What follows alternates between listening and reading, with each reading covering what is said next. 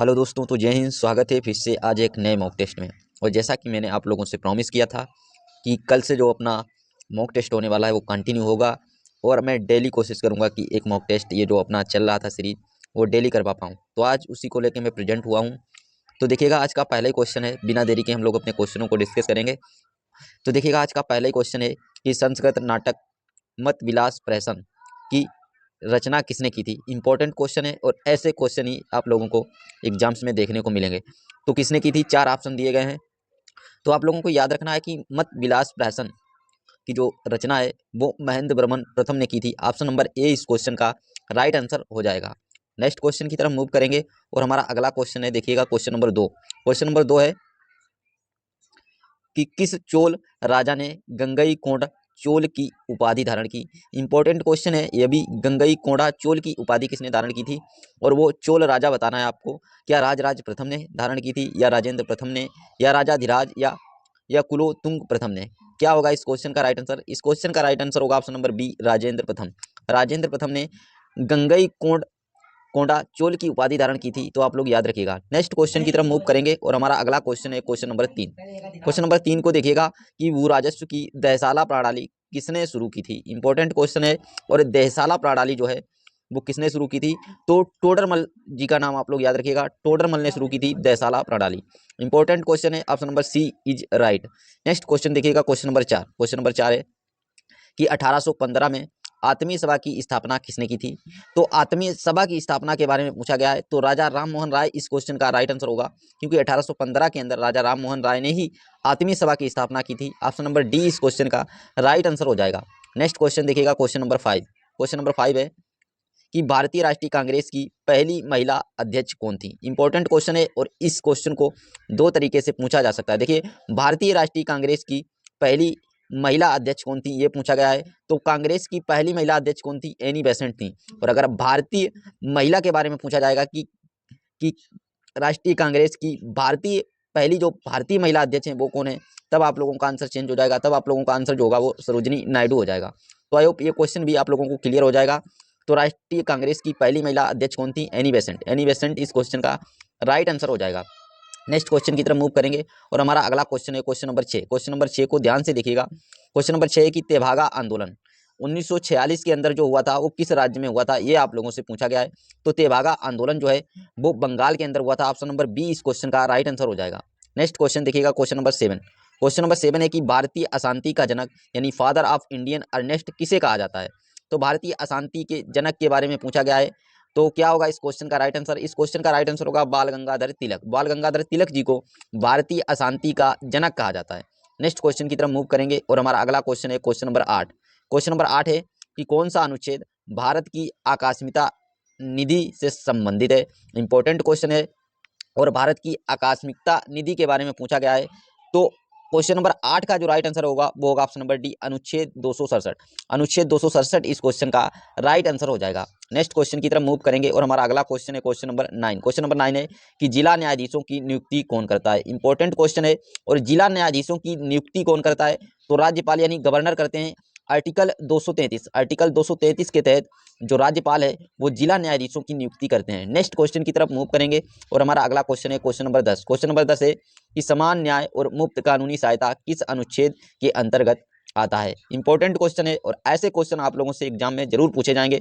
तो अनुच्छेद 39A इस क्वेश्चन का राइट आंसर हो जाएगा। ऑप्शन नंबर बी इस क्वेश्चन का राइट आंसर हो जाएगा। नेक्स्ट क्वेश्चन की तरफ मूव करेंगे और हमारा अगला क्वेश्चन है क्वेश्चन नंबर 11। क्वेश्चन नंबर 11 है कि 52वां संविधान संशोधन 1985 किससे संबंधित है। इंपॉर्टेंट क्वेश्चन है और संविधान संशोधन से रिलेटेड क्वेश्चन पूछा गया है कि जो 52वां संशोधन अधिनियम 1985 है वो किससे संबंधित है, तो वो दल बदल से संबंधित है। ऑप्शन नंबर सी इस क्वेश्चन का राइट आंसर हो जाएगा। नेक्स्ट क्वेश्चन की तरफ मूव करेंगे और हमारा अगला क्वेश्चन है क्वेश्चन नंबर 12। क्वेश्चन नंबर 12 को ध्यान से देखिएगा। क्वेश्चन नंबर 12 है कि राष्ट्रपति को पद की शपथ कौन दिलाता है, यानी राष्ट्रपति को शपथ कौन दिलाता है। तो भारत के मुख्य न्यायाधीश राष्ट्रपति को शपथ दिलाते हैं, यानी चीफ जस्टिस ऑफ इंडिया। इस क्वेश्चन का राइट आंसर होगा option number D. Next question देखिएगा, हमारा अगला क्वेश्चन है क्वेश्चन नंबर 13। क्वेश्चन नंबर 13 की संपत्ति का अधिकार अब किस अनुच्छेद के तहत कानूनी अधिकार है। तो ये जो संपत्ति का अधिकार है अभी कानूनी अधिकार बन गया है और इसे अनुच्छेद 300A के अंदर रखा गया है। ऑप्शन नंबर ए इस क्वेश्चन का राइट आंसर हो जाएगा। और नेक्स्ट क्वेश्चन देखिएगा क्वेश्चन नंबर 14। क्वेश्चन नंबर 14 है कि किस समिति ने सीबीसी यानी केंद्रीय सतर्कता आयोग की स्थापना की सिफारिश की थी। तो केंद्रीय सतर्कता आयोग की सिफारिश की थी संथानम समिति ने। तो संथानम समिति ऑप्शन नंबर बी इस क्वेश्चन का राइट आंसर हो जाएगा। नेक्स्ट क्वेश्चन देखिएगा क्वेश्चन नंबर 15। क्वेश्चन नंबर 15 है कि ब्रिटेन वुड्स ट्विंस का तात्पर्य आईएमएफ और किससे, यानी ब्रिटेन वुड्स जो सम्मेलन हुआ था उसके अंतर्गत आईएमएफ और किसकी स्थापना की गई थी। ऑप्शन नंबर ए के अंदर दिया गया है WTO, बी के अंदर दिया गया है UNO, और ऑप्शन नंबर सी के अंदर दिया गया है वर्ल्ड बैंक, और डी के अंदर दिया गया है ADB। और क्वेश्चन नंबर 15 का राइट आंसर क्या होने वाला है, तो ब्रिटेन वुड्स सम्मेलन जो है उसके अंतर्गत IMF और वर्ल्ड बैंक यानी विश्व बैंक की स्थापना की गई थी। तो ऑप्शन नंबर सी इस क्वेश्चन का राइट आंसर हो जाएगा। नेक्स्ट क्वेश्चन देखिएगा क्वेश्चन नंबर 16। क्वेश्चन नंबर 16 है कि भारत की GDP में कौन सा क्षेत्र सबसे अधिक योगदान देता है, क्या कृषि देता है। नेक्स्ट ऑप्शन देखिएगा, नेक्स्ट ऑप्शन है उद्योग, क्या उद्योग देता है। नेक्स्ट ऑप्शन है विनिर्माण, या ऑप्शन नंबर डी के अंदर है सेवाएं। तो इस क्वेश्चन का जो राइट आंसर होगा वो होगा ऑप्शन नंबर डी सेवाएं, यानी GDP में जो सबसे ज़्यादा योगदान है वो सेवाओं का है। ऑप्शन नंबर डी इस क्वेश्चन का राइट आंसर हो जाएगा।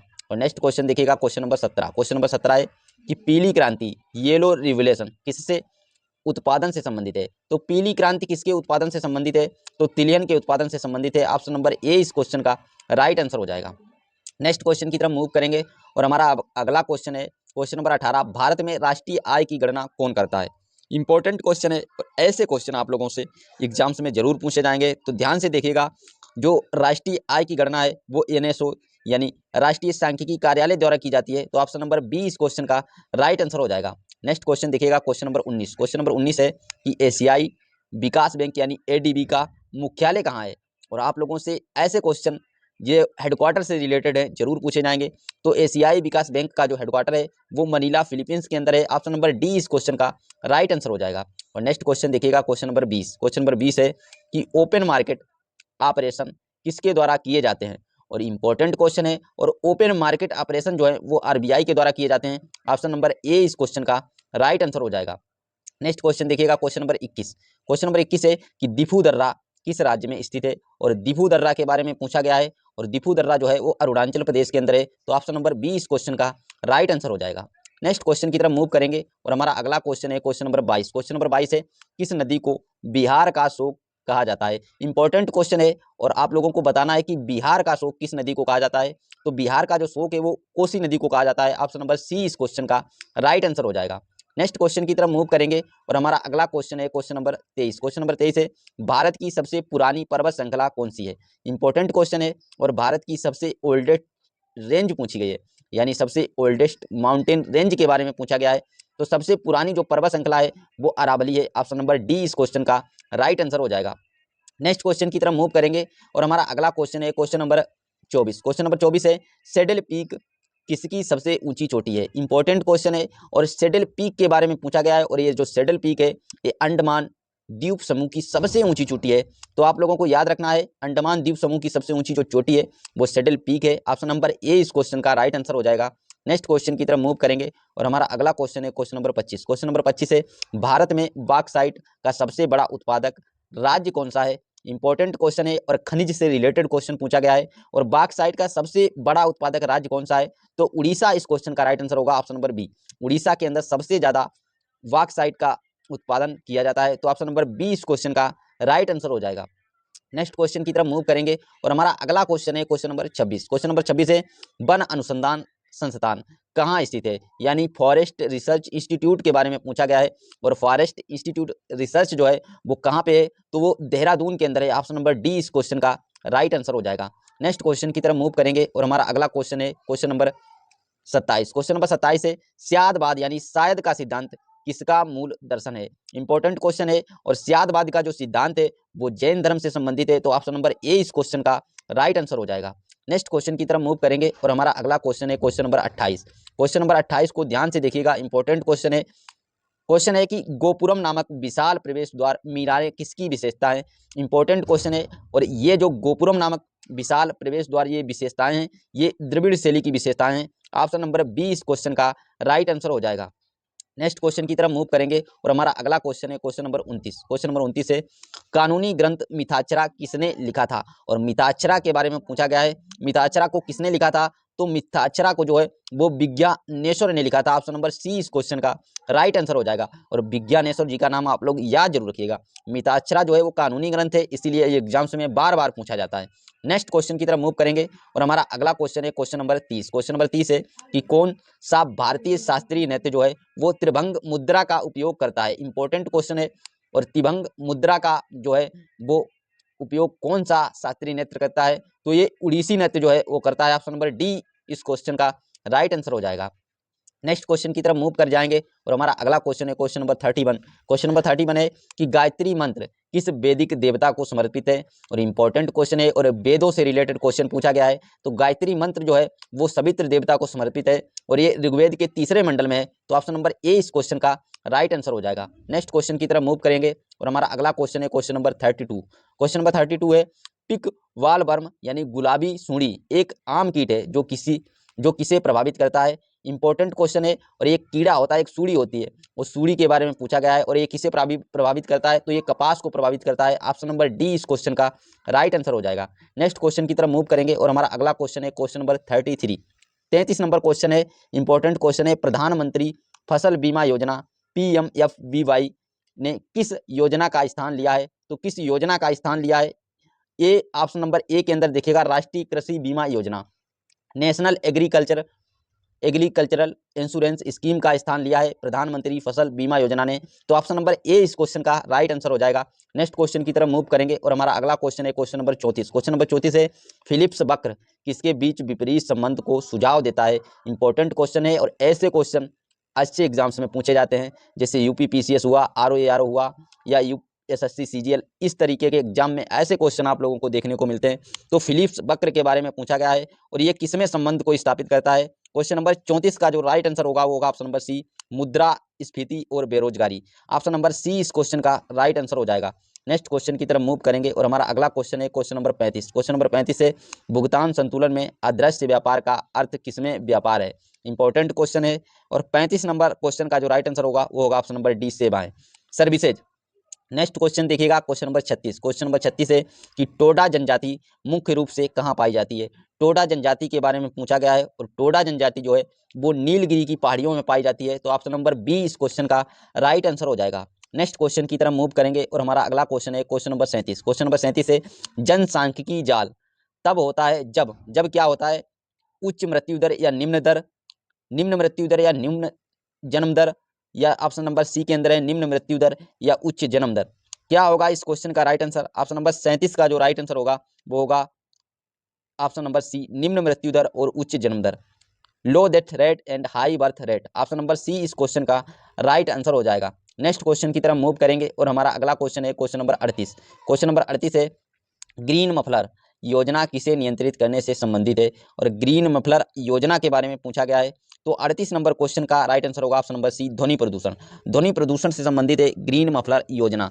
नेक्स्ट क्वेश्चन की तरफ मूव करेंगे और हमारा अगला क्वेश्चन है क्वेश्चन नंबर 39। क्वेश्चन नंबर 39 से मीना माता रोग किसके प्रदूषण के कारण होता है। और मीना माता लिखा है, कहीं कहीं मिनी माता रोग भी लिखा मिलता है। तो ये किसके कारण होता है, तो पानी में जब पारे की मात्रा अधिक हो जाती है तो उसके कारण होता है मिनी माता रोग या मीना माता रोग। ऑप्शन नंबर डी इस क्वेश्चन का राइट आंसर हो जाएगा। नेक्स्ट क्वेश्चन देखिएगा क्वेश्चन नंबर 40। क्वेश्चन नंबर 40 है क्योटो प्रोटोकॉल किसके संबंध में एक अंतर्राष्ट्रीय संधि है। और क्योटो प्रोटोकॉल के बारे में पूछा गया है और ये कब हुआ था, ये 1997 यानी 1997 के अंदर हुआ था। और ये किससे संबंधित है, ये ग्रीन हाउस गैस से संबंधित है। तो ग्रीन हाउस गैस के उत्सर्जन को कम करने से संबंधित है Kyoto protocol. Option number A इस क्वेश्चन का राइट आंसर हो जाएगा। नेक्स्ट क्वेश्चन देखिएगा क्वेश्चन नंबर 41। क्वेश्चन नंबर 41 है कि लुप्त प्राय प्रजातियों की सूची वाली रेड डाटा बुक किसके द्वारा प्रकाशित की जाती है। इंपॉर्टेंट क्वेश्चन है और क्वेश्चन है कि रेड डाटा बुक को कौन प्रकाशित करता है। तो रेड डाटा बुक जो है वो IUCN प्रकाशित करता है, यानी international union for conservation nature, इसके द्वारा रेड डाटा बुक जो है वो प्रकाशित की जाती है। नेक्स्ट क्वेश्चन की तरफ मूव करेंगे और हमारा अगला क्वेश्चन है क्वेश्चन नंबर 42। क्वेश्चन नंबर 42 है कि 1905 में सर्वेंट्स ऑफ इंडिया सोसाइटी की स्थापना किसने की थी। क्या बाल गंगाधर तिलक ने की थी, लाला लाजपत राय ने, या दादा भाई नौरोजी, या गोपाल कृष्ण गोखले? तो गोपाल कृष्ण गोखले जी ने की थी। ऑप्शन नंबर डी इस क्वेश्चन का राइट आंसर हो जाएगा। नेक्स्ट क्वेश्चन देखिएगा, क्वेश्चन नंबर 43। क्वेश्चन नंबर 43 है कि रिट बंदी प्रत्यक्षीकरण यानी हॉबियस कॉर्पस का शाब्दिक अर्थ क्या है? और हॉबियस कॉर्पस का शाब्दिक अर्थ है सह शरीर उपस्थित करना। ऑप्शन नंबर ए इस क्वेश्चन का राइट आंसर हो जाएगा। और नेक्स्ट क्वेश्चन देखिएगा, क्वेश्चन नंबर 44। क्वेश्चन नंबर 44 है कि सेटल पीक किसका उच्चतम बिंदु है? और ये क्वेश्चन रिपीट हुआ है, और जैसा कि हम लोगों ने भी डिस्कस किया था कि जो सेटल पीक है वो अंडमान और निकोबार द्वीप समूह की सबसे ऊंची चोटी है। ऑप्शन नंबर बी इस क्वेश्चन का राइट आंसर हो जाएगा। नेक्स्ट क्वेश्चन देखिएगा, क्वेश्चन नंबर 45। क्वेश्चन नंबर 45 है कि नोबेल पुरस्कार जीतने वाली पहली भारतीय महिला कौन थी? इंपॉर्टेंट क्वेश्चन है, और नोबेल पुरस्कार जीतने वाली पहली भारतीय महिला मदर टेरेसा थी। ऑप्शन नंबर सी इस क्वेश्चन का राइट आंसर हो जाएगा। नेक्स्ट क्वेश्चन की तरफ मूव करेंगे, और हमारा अगला क्वेश्चन है क्वेश्चन नंबर 46। क्वेश्चन नंबर 46 है कि प्राचीन भारतीय ग्रंथ अर्थशास्त्र की रचना किसने की थी? और अर्थशास्त्र जैसा कि आप लोग जानते होंगे इसका संबंध राजनीति से है, और इसकी रचना जो है वो कौटिल्य या चाणक्य ने की थी। ऑप्शन नंबर डी इस क्वेश्चन का राइट आंसर हो जाएगा। नेक्स्ट क्वेश्चन की तरफ मूव करेंगे, हमारा अगला क्वेश्चन है क्वेश्चन नंबर 47। क्वेश्चन नंबर 47 है यूनेस्को का मुख्यालय कहाँ स्थित है? और यूनेस्को के मुख्यालय के बारे में पूछा गया है। तो यूनेस्को का जो मुख्यालय है वो पेरिस फ्रांस के अंदर है। ऑप्शन नंबर ए इस क्वेश्चन का राइट आंसर हो जाएगा। नेक्स्ट क्वेश्चन की तरफ मूव करेंगे, और हमारा क्वेश्चन नंबर 48 है कि राइडर कप किस खेल से संबंधित है? और राइडर कप के बारे में पूछा गया है, और राइडर कप का जो संबंध है वो गोल्फ से। ऑप्शन नंबर बी इस क्वेश्चन का राइट आंसर हो जाएगा। नेक्स्ट क्वेश्चन की तरफ मूव करेंगे, और हमारा अगला क्वेश्चन है क्वेश्चन नंबर 49।